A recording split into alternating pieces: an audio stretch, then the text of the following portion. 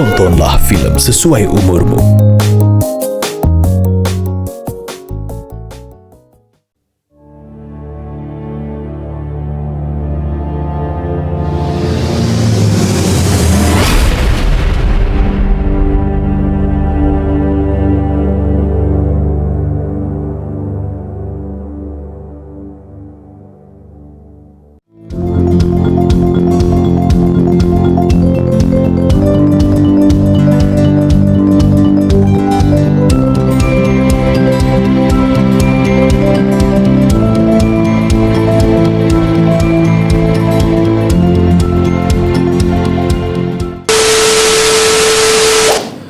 Assalamualaikum warahmatullahi wabarakatuh. Di sini kita sebagai kelompok 2 ingin membagikan video pembelajaran yaitu tentang kriminologi dan kejahatan. Nah, sebelum kita membahas tentang kriminologi dan kejahatan itu sendiri, alangkah baiknya kita perkenalan terlebih dahulu, yaitu saya sendiri Ahmad Rizky Bahtiar dengan NIM 212102040017 dan rekan saya yaitu Febriana Zahra dengan NIM 212-102-040-007. Dari nama saya sendiri itu Noval Firmansyah, bisa dipanggil Noval juga. Dengan nomor induk mahasiswa saya itu 214102040-004. A few moments later. Oke guys, di sini kita membahas tentang pengertian dan ruang lingkup kriminologi itu terlebih dahulu ya. Di sini kriminologi merupakan ilmu pengetahuan yang mempelajari tentang kejahatan. Nama kriminologi ini ditemukan oleh Paul Kaplan pada tahun 1830 dan sampai 1911, seorang ahli antropologi Prancis. Nah, secara ilmiah berasal dari kata crime yang berarti kejahatan atau penjahat, dan logos berarti ilmu pengetahuan. Maka kriminologi berarti ilmu tentang kejahatan atau penjahat. Nah, di sini beberapa ahli juga memberikan definisi yang berbeda tentang kriminologi itu tersendiri. Yang pertama yaitu menurut Bonger memberikan definisi kriminologi ini sebagai ilmu pengetahuan yang bertujuan untuk menyelidiki gejala kejahatan seluas-luasnya. Dan yang kedua ini menurut Sutherland ya, merupakan kriminologi sebagai keseluruhan ilmu pengetahuan yang bertalian dengan perbuatan jahat sebagai gejala sosial. Nah, yang ketiga, Michael dan Adler berpendapat bahwa kriminologi adalah keseluruhan keterangan mengenai perbuatan dan sifat para penjahat, lingkungan mereka, dan cara mereka secara resmi. Diperlukan oleh oleh lembaga-lembaga penertib masyarakat dan oleh para anggota masyarakat itu sendiri. Yang keempat, ini berpendapat Wood berpendirian bahwa istilah kriminologi meliputi keseluruhan pengetahuan yang diperoleh berdasarkan teori atau pengalaman yang bertalian dengan perbuatan jahat dan penjahat. Nah, termasuk juga dalam reaksi dari masyarakat terhadap perbuatan jahat dan para penjahat itu tersendiri. Seperti itu, teman-teman. Baik, di sini kita membahas tentang ruang lingkup kriminologi, yaitu mencakup tentang manusia sebagai pelaku kejahatan. Kejahatan sebagai reaksi dari masyarakat dan penanggulangan kejahatan termasuk penegakan hukumnya. Berbicara mengenai objek pembelajaran dalam kriminologi ini, menurut Sutherland, kriminologi mencakup proses-proses pembuatan hukum. Nah, pelanggaran hukum dan reaksi atas pelanggaran hukum itu tersendiri.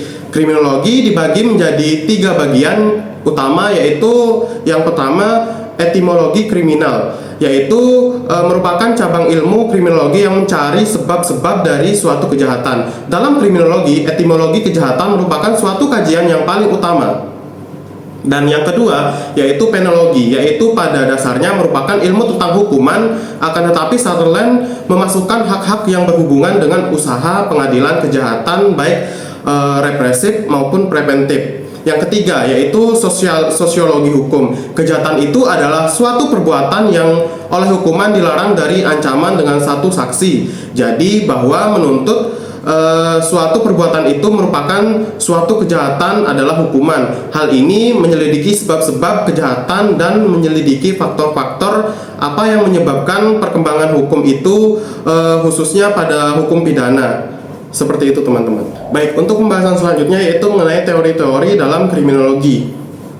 Secara umum, ada beberapa klasifikasi teori dalam kriminologi, yaitu antara lain yang pertama, teori asosiasi diferensial, yaitu menurut Sutherland berpendapat bahwa perilaku kriminologi dipelajari melalui asosiasi dengan individu yang melanggar norma sosial, termasuk norma hukum. Nah, proses ini mempelajari tidak hanya mencakup teknik kejahatan yang sebenarnya, tetapi juga motif, dorongan, sikap, dan rasionalisasi yang memadai untuk melakukan tindakan antisosial. Yang kedua, teori tegang atau Stanley Theory. Teori ini berasumsi bahwa manusia pada dasarnya adalah makhluk yang harus melanggar hukum atau norma dan peraturan setelah perbedaan antara tujuan dan cara untuk sampai ke sana menjadi begitu besar sehingga baginya satu-satu cara untuk mencapai tujuan adalah melalui jalur ilegal. Dengan kata-kata manusia, dasarnya baik karena kondisi sosiallah yang menciptakan tekanan atau stres. Keterangan dan terakhir kejahatannya. Yang ketiga yaitu teori kontrol sosial. Premis ini dari teori bahwa teori ini tidak memandang secara individu, secara taat hukum, melainkan menganut perspektif yang berlawanan, di mana orang harus belajar untuk tidak melakukan tindakan kriminal. Karena kita semua dilahirkan dengan kecenderungan alami untuk melanggar aturan. Dalam masyarakat, kenakalan dipandang oleh ahli teori kontrol sosial sebagai akibat wajar dari kegagalan seseorang untuk membangun dorongan internal itu sendiri.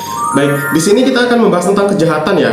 Kejahatan itu merupakan masalah sosial yang tidak hanya dihadapi oleh orang Indonesia ataupun masyarakat negara tertentu saja, tetapi merupakan masalah yang dihadapi oleh semua orang di Indonesia. Edwin Sutherland dan Donald Kaiser bahwa kejahatan adalah dipelajari bukan diwariskan. Kejahatan dipelajari dengan berinteraksi dengan orang lain melalui proses komunikasi. Esensi dari proses pembelajaran kejahatan itu sendiri berlangsung dalam kelompok-kelompok pribadi yang akrab secara etimologis. Kejahatan adalah perbuatan manusia yang bersifat jahat, seperti halnya membunuh, mencuri, merampok, menipu, merusak, dan lain-lain. Dalam suatu pengertian yuridis, membatasi kejahatan diartikan sebagai perbuatan yang ditetapkan oleh negara. Kitab Undang-Undang Hukum Pidana KUHP tidak menjelaskan tindakan pidana secara rinci. Namun delik tersebut diatur dalam buku kedua KUHP, yaitu pasal 104 sampai dengan 488 KUHP. R. Susilo menyatakan bahwa dalam bukunya bahwa secara yuridis kejahatan adalah kejahatan atas segala perbuatan manusia dengan sesuai dengan perkataan ketentuan yang diatur dalam KUHP. Misalnya pembunuhan merupakan perbuatan yang termasuk dalam pasal 338 KUHP yang mengatur bahwa barang siapa dengan sengaja mencabut nyawa orang lain diancam dengan pembunuhan paling lama yaitu 15 tahun. Nah, di sini menurut Romli Atmasasmita, yaitu kejahatan dipandang sebagai konsekuensi logis dari proses interaksi antara pelaku kejahatan dengan lingkungannya. Nah, kejahatan dengan demikian tidak dilihat dari sebagai suatu yang unik, tetapi keunikannya terletak pada kualitas reaksi lingkungan tersebut masyarakat terhadap perilaku yang bersangkutan. Berdasarkan uraian definisi pada ahli di atas, dapatlah ditarik ya suatu permasalahan bahwa objek pembelajaran kriminologi mencakup 3 hal, yaitu kejahatan, pelaku kejahatan, dan reaksi masyarakat terhadap kejahatan atau penjahat itu sendiri. Baik, di sini kita akan membahas 3 kejahatan itu sendiri ya. Yang pertama yaitu ada kejahatan. Apabila kita membaca KUHP ataupun undang-undang khusus, kita tidak akan menjumpai suatu perumusan tentang kejahatan, sehingga para ahli hukum itu memberikan batasan tentang kejahatan yang digolongkan dalam 3 aspek, yakni aspek yang pertama yaitu aspek yuridis. Menurut Muljatno, kejahatan adalah perbuatan yang oleh aturan hukum pidana dilarang dan diancam dengan pidana. Barang siapa yang melanggar dilarang tersebut dinamakan perbuatan pidana. Sedangkan menurut R. Susilo, kejahatan adalah suatu perbuatan tingkah laku yang bertentangan dengan undang-undang. Untuk dapat menilai apakah perbuatan itu bertentangan atau tidak, undang-undang tersebut terlebih dahulu harus harus ada sebelum peristiwa tersebut tercipta. Yang kedua yaitu aspek sosiologis. Kejahatan dari aspek sosiologis mencari alasan-alasan perdebatan dalam hal angka, kejahatan di dalam lingkungan sosial, memutuskan perhatian pada kekuatan-kekuatan sosial yang menyebabkan seorang melakukan aktivitas kriminal. Yang terakhir yaitu aspek psikologis. Kejahatan dari aspek psikologis ini merupakan manifesting kejiwaan yang terungkap pada tingkah laku manusia yang bertentangan dengan norma-norma yang berlaku dalam masyarakat. Perbuatan yang bertentangan dengan norma-norma ini yang berlaku dalam masyarakat merupakan kelakuan yang menyimpang, abnormal, yang sangat erat kaitannya dengan kejiwaan individu. Yang kedua yaitu ada pelaku. Pelaku merupakan orang yang melakukan kejahatan. Sering juga kita sebagai penjahat. Pembelajaran ini terdapat pelaku bertujuan mencari sebab-sebab orang melakukan kejahatan. Secara tradisional, orang mencari sebab-sebab dari aspek biologis, psikis, ataupun sosial, ekonomi. Biasanya pembelajaran ini dilakukan terhadap orang yang dipenjara atau bekas terpidana. Yang ketiga yaitu reaksi masyarakat terhadap kejahatan dan pelaku kejahatan itu sendiri. Pembelajaran ini mengenai reaksi terhadap kejahatan bertujuan untuk mempelajari pandangan serta tanggapan masyarakat terhadap perbuatan-perbuatan atau gejala yang timbul di dalam masyarakat yang dipandang merugikan atau membahayakan masyarakat luas. Sedangkan pembelajaran mengenai reaksi terhadap pelaku yaitu bertujuan untuk mempelajari pandangan-pandangan dari tindakan-tindakan masyarakat terhadap pelaku kejahatan itu sendiri. Dalam kriminologi ada beberapa macam kejahatan. Pertama, ada white collar crime atau kejahatan kerah putih yang bisa disebut dengan kejahatan orang-orang berdasi, yakni perbuatan atau serangkaian perbuatan ilegal yang dilakukan secara non-fisik dan dengan sembunyi-sembunyi atau tipu muslihat untuk mendapatkan uang atau barang untuk menghindari pembayaran atau kehilangan uang atau untuk mendapatkan keuntungan bagi perusahaan atau diri sendiri. Contohnya yaitu ada korupsi dan kejahatan terorisme. Kedua, ada blue collar crime, yakni kejahatan konvensional yang secara umum terjadi di lingkungan masyarakat, baik itu berupa jiwa, harta benda, kehormatan yang menimbulkan kerugian, baik fisik maupun psikis, yang dilakukan dengan cara-cara biasa yang terjadi di dalam negeri. Contohnya ada pencurian, perampokan, penyelundupan, penipuan, dan penganiayaan. Ketiga, ada organized crime, yakni kejahatan yang dilakukan oleh lebih dari satu orang, bisa meliputi korupsi, penipuan, terorisme, narkotika, pencurian dengan kekerasan, dan perdagangan orang. Keempat, ada transnational crime, yakni kejahatan yang dilakukan atas perbatasan atau melewati wilayah hukum antar negara. Contohnya kejahatan dunia maya, terorisme, dan perdagangan manusia. Yang kelima, ada kejahatan korporasi, yakni kejahatan yang dilakukan oleh korporasi yang berbadan atau tidak berbadan hukum. Contohnya klaim palsu, pelanggaran hukum lingkungan hidup, penipuan korporasi, pelanggaran anti monopoli, dan penyuapan.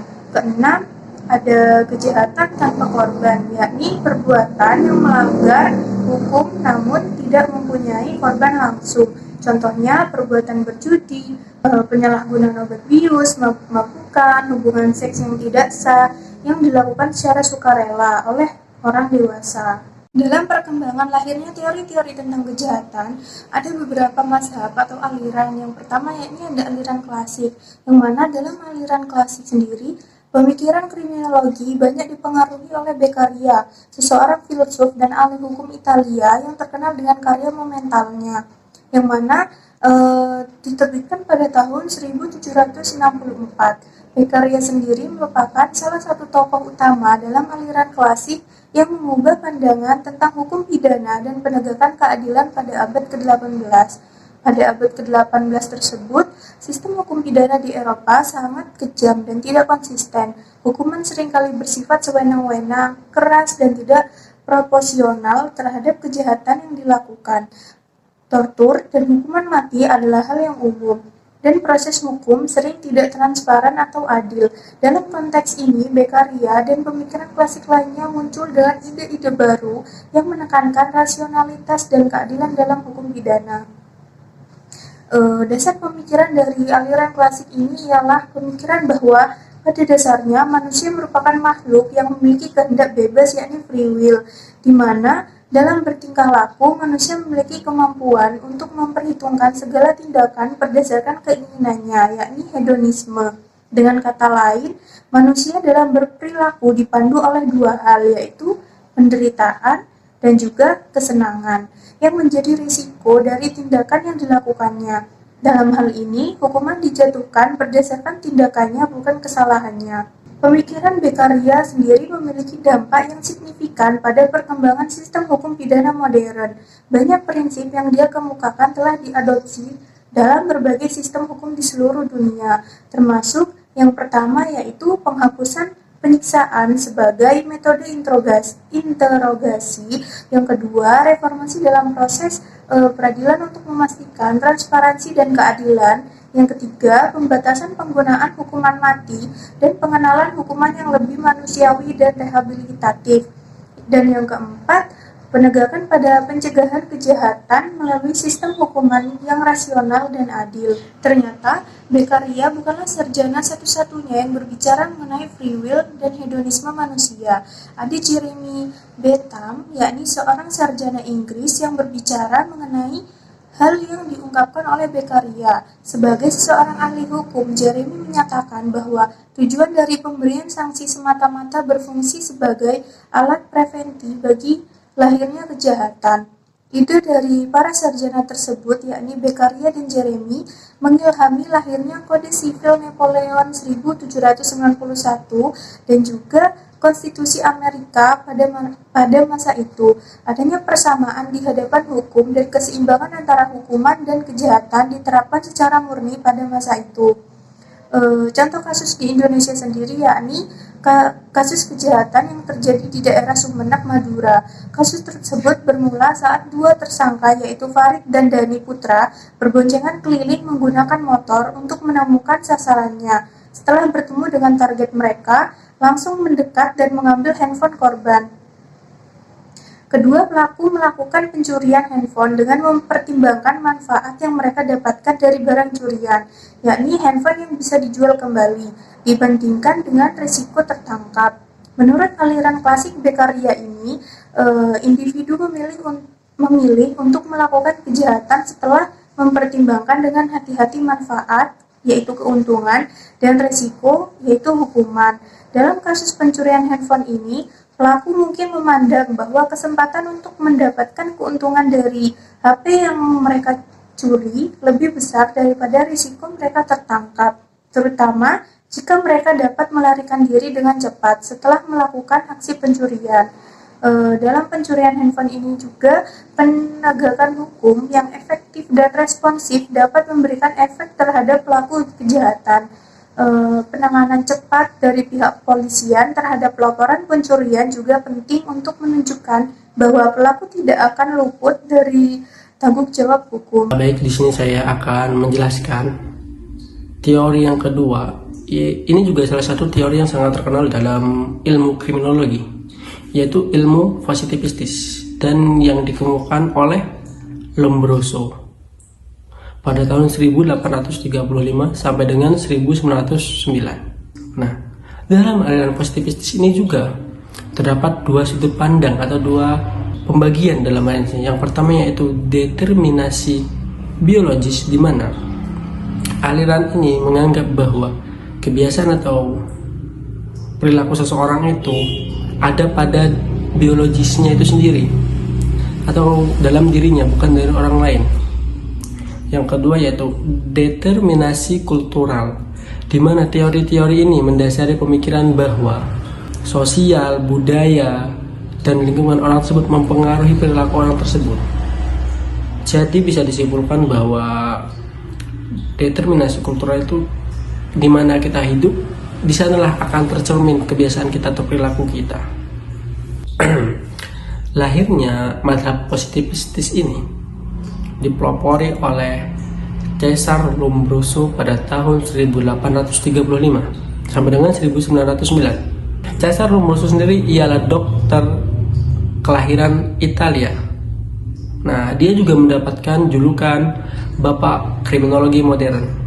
Dia mendapat julukan ini bukan karena teori background kriminalnya, tapi dia adalah orang yang pertama menempatkan metode ilmiah rasional, science thinking, and eksperimental pada pelaku kejahatan atau sebab terjadinya kejahatan berdasarkan beberapa faktor atau faktor lainnya. Lombroso sendiri sangat membantah teori free will yang ada dalam sifat manusia itu sendiri. Dengan doktrin atavismenya, dia menggunakan atau menyimpulkan bahwa sifat hewani yang diturunkan dari nenek moyang manusia itu bisa saja turun kepada manusia modern saat ini. Nah, dan dia juga melakukan penelitian kepada 3.000 tentara yang dimana dia dapat menyimpulkan itu ya, bahwa manusia yang jahat itu bisa dikenali dari ciri-ciri fisiknya, seperti kupingnya yang tidak sesuai, dahi yang menonjol, atau hidung yang bengkok, tangan yang panjang, dagunya juga menonjol. Itu salah satu ciri fisik menurut Lombroso yang bahwa itu orang-orang jahat atau orang tersebut tidak baik. Lombroso menyimpulkan itu dari hasil penelitiannya sebagai dokter militer dulu. Dia meneliti sekitar 3.000 tentara kurang lebih. Dan hasil penelitian ini banyak menghasilkan tulisan-tulisan pada zaman dahulu. Berdasarkan hasil penelitian yang ditemukan Lombroso tadi, Lombroso juga menyimpulkan atau membagi menjadi 4 golongan. Yang pertama yaitu brown criminal, yaitu manusia yang lahir sudah atau manusia yang berlahir itu sudah jahat, berdasarkan doktrin atavisme. Doktrin atavisme itu sendiri sudah saya jelaskan tadi sebelumnya di atas, yaitu unsur-unsur hewani atau sifat-sifat hewani yang diturunkan dari nenek moyang manusia tersebut, atau kita bisa bilang bahwa orang ini mendapatkan sifat jahatnya itu dari nenek moyangnya. Misal bisa saya contohkan, yaitu dulu orang tuanya adalah sebuah penjahat, perampok ataupun apa. Nah, sifat-sifat dari perampok tersebut akan setidaknya turun sedikit dari anaknya. Itulah teori brown criminal atau brown criminal. Yang kedua ialah insane criminal atau orang yang tergolong ke dalam kelompok idiot, imbecile, dan juga atau juga bisa dipandang orang idiot di sini katakan orang-orang yang bodoh atau tidak memiliki akal itu sudah jelas jahat. Karena apa? Menurut Lombroso orang idiot itu sudah pasti jahat. Contohnya seperti orang yang, mohon maaf, atau hasil penelitiannya Lombroso ini kan, bahwa orang-orang yang dimiliki IQ di bawah rata-rata itu sudah pasti sudah memiliki sifat jahat. Itu menurut penelitian Lombroso. Yang ketiga ialah obsessional criminal atau criminaloid, yang yaitu pelaku kejahatan berdasarkan pengalaman yang terus menerus ia alami sehingga mempengaruhi pribadinya sendiri. Contohnya seperti anak kecil yang sudah biasa melihat orang tuanya melakukan kekerasan dan rumah tangga. Nah, otomatis itu juga mendoktrin atau merubah kepribadian anak tersebut agar lebih juga bersikap kasar atau bersifat jahat pada orang lain. Bisa saja seperti itu. Itu menurut Lombroso. Yang terakhir itu criminal of passion. Nah, pelaku kejahatan yang melakukan tindakan karena dia marah, cinta, atau karena tersinggungnya sebuah kehormatannya. Nah, di contoh yang keempat ini sangat mudah, yaitu bisa saja dengan orang yang dendam akan seorang. Dia memiliki dendam akan seorang, otomatis dia melakukan kejahatan tersebut. Itu bisa dikategorikan criminal of passion. Atau karena cinta, orang tersebut ditolak cintanya oleh kekasihnya atau orang yang dia dambakan, akhirnya dia melakukan kejahatan. Atau juga kehormatan, atau karena telah dilecehkan atau kehormatannya dijatuhkan di depan umum, mungkin orang itu memiliki rasa dendam juga, itu akan melakukan kejahatan tersebut. Itulah teori atau hasil-hasil yang Lombroso pikirkan. Sekian dari kami. Mohon maaf bila ada salah kata. Wassalamualaikum warahmatullahi wabarakatuh.